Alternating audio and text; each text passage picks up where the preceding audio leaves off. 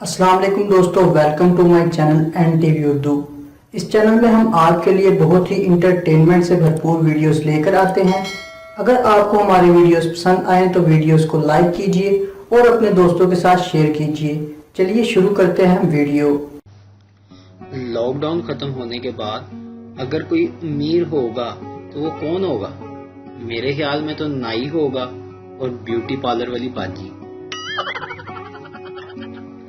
सबको छोड़ दो, बस इनका सोचो कि उनका क्या हाल होगा जिनकी मार्च और अप्रैल में शादी होनी थी।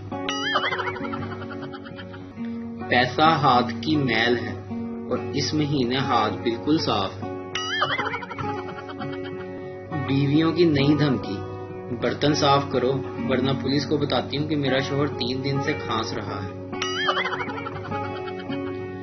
एक बूढ़े किसान ने जेल में कैद अपने बेकसूर बेटे को खत लिखा, प्यारे बेटे, मैं इस साल आलू की फसल नहीं बो सकता, मुझसे खेत में खुदाई नहीं होती, काश तुम मेरे पास होते। बेटे ने जवाब में खत लिखा, खेत मत खोदना, वहां मैंने असला छुपा रखा है। अगली रात पुलिस ने सारे खेत की खुदाई कर डाली मगर इन्हें वहां कुछ ना मिला। बेटे ने बाप को फिर खत लिखा, अब्बा जान, अब आप आलू की फसल काश कर लें, खेत में खुदाई हो गई है, फकत आपका बेकसूर बेटा।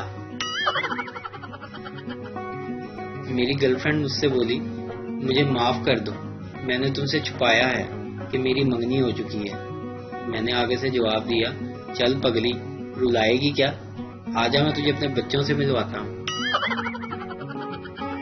अगर आप चाहते हैं कि लड़कियां आपका इंतजार करें तो आप कॉलेज की बस चलाया करें। बीवी, मेरी शादी तो पढ़ाई की वजह से लेट हुई, आपकी शादी क्यों लेट हुई? शोहर, मैं सदका बहुत दिया करता था। बीवी, सदके से शादी का क्या ताल्लुक? शोहर, सदका बहुत सी बलाएं टाल देता है, बस इस साल मैं मसरूफियत की वजह से सदका नहीं दे सका तो हो गई मेरी शादी।